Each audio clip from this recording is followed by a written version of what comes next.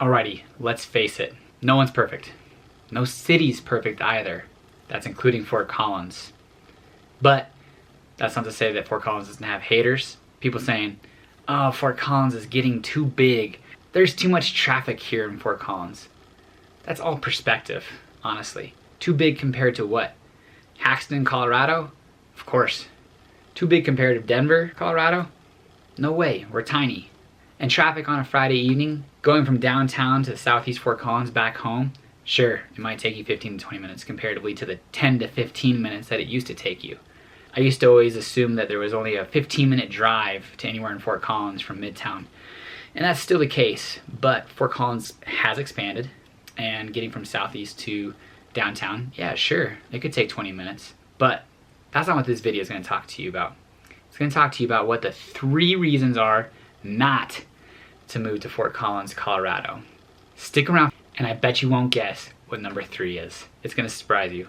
And if you haven't already, please consider subscribing to this YouTube page. Comment below, and if you enjoy the content, give it a big thumbs up. And as much as I like to make these videos, give you guys as much information about Fort Collins as possible, I like more helping buyers, sellers, and investors with all their real estate needs here in Fort Collins, Colorado. Send me a text, give me a call, send an email. All that contact information is going to be down below in the notes. Without any further delay, here are the 3 reasons not to move to Fort Collins, Colorado. Enjoy.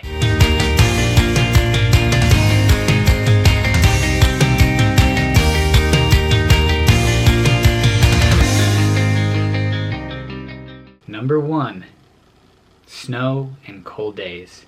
Hey, we live along the foothills and in the Midwest, so it's to be expected, but maybe not as much as you'd think. We get about 48 inches per snow per year, comparatively to the average in the United States of about 28. What that actually equates to is anywhere from 7 to 10 snowstorms, or I should say storms that require shoveling, which in my world's 2 inches. But if you have a north-facing driveway, it doesn't matter if you got 1 inch or 2 inches. You better get out there and shovel, because otherwise you're gonna have a frozen driveway the entire time. So 7 to 10 storms that require 14 to 17 times to shovel. Really what that means to you is you're gonna get a storm that's gonna be 2 to 6 inches and probably gonna have to shovel it twice. So 48 inches per year comparatively to 28 inches versus the rest of the United States. Then the 2 coldest months of the year are going to be December and January, where the average high temperature will be 43 degrees. Now that's not to say that it's not going to pump up to the mid 50s, high 50s. Probably is not going to touch the 60s. It can, but it's probably going to stick around the 40 to 50 degree range. That being said, the best thing about Fort Collins is how many days of sun we get. Last night we had a snowstorm, and today the streets and sidewalks are pretty much cleared. Now, the streets and sidewalks are cleared, or the sidewalks are cleared if people have shoveled them.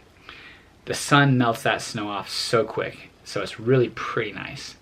It's beautiful, and in general, you're not going to have that dramatically humid, cold Iowa winter. You'll have a pretty mild winter with some thicker, heavier snows in the spring. And what I mean by thicker and heavier is because our temperatures are going to prop up to probably 50 to 60 degrees and even higher in the spring, those first 2 to 3 inches of snow are actually going to turn into slush. And it's going to make that snow super heavy. And from there, the snow is going to pack on. So you got to get out and you got to shovel multiple times. Otherwise, you're going to throw that back out or potentially have a heart attack. So number 1, snow and cold days. If you can't stand it, those 7 to 10 storms, don't move to Fort Collins. Alrighty, reason number 2 not to move to Fort Collins, Colorado. If you're single, you're looking for love in all the wrong places. Fort Collins is not the place to be when it comes to being single and out of college. The median age here in Fort Collins is 29 years old. So when you're in college, yeah, that's our backbone, that's our population. So 18 to 24-year-olds, you've got it made. You know, you're gonna be able to go out to the bars, party, have a good time, find your girlfriend, boyfriend, partner, you know, maybe get someone to get married. That's where I found my love, was at CSU. But if you're between 25 to 30 and single, there is just no, single life here in Fort Collins. there's a little bit of a swanky bar scene coming across, or coming up with Ace Gillette's and Social, and a few others, Union, and there's absolutely the microbrewery scene to where there are young folks that are getting out and doing things, but there just truly isn't a young, vibrant, single scene here in Fort Collins.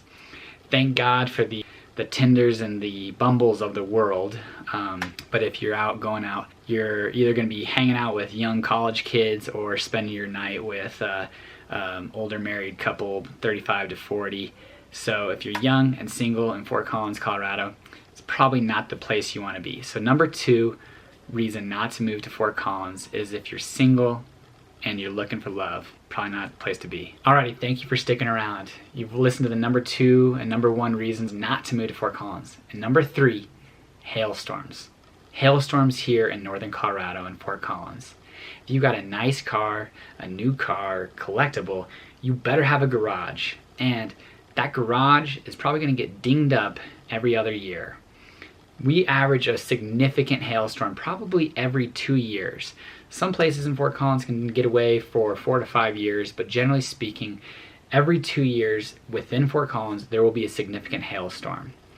I'll show you guys a picture here of a hailstorm at my house in 2019 that resulted in a gutter, roof, and we ended up painting our entire house. If you do have a nice car, you're going to want to have a garage to park in. And the second reason why hailstorms suck so bad is because, well, what happens after a hailstorm? Door-to-door roofers. They're going to be coming and knocking. They're going to have a ladder, big truck, huge wheels, flat brim tattoos, which is fine. I got tattoos, no big deal. But I hate roofers.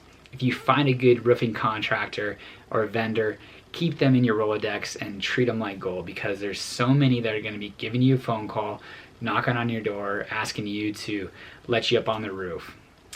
So besides the fact that hailstorms suck, and you're going to hear ting, ting, ting, ting, ting, ting, ting, ting, ting, ting, ting, ting, and they can pop out of nowhere, they're going to do some damage to your property, damage to your car, and ultimately you're going to have to deal with those door-to-door salesmen after the fact. So number 3 reason not to move to Fort Collins, Colorado is the hailstorms. Every 1 to 2 years we're going to get one. Every 3 to 4 years you might have to replace that roof, but we are getting better roofing material, so you're not having to replace it as often. But it's still annoying. Got to deal with insurance, and you're probably going to deal with a roofer or a contractor who's going to be dealing that claim for you. So there you have it. The 3 reasons not to move to Fort Collins. Of course, our population's increasing. There's a little bit of traffic here in town. Diversity's not the greatest. But the 3 reasons not to move to Fort Collins: snow, single scene, hailstorms. If you can deal with those, it's a great place for you to live. Besides that, if you can't, maybe not for you. If you want to know more, give me a call, comment below, send me a text, email, whatever. Again, I love making these videos, but I love more working with buyers, sellers, and investors here in Fort Collins, Colorado. Until next time, guys, take care.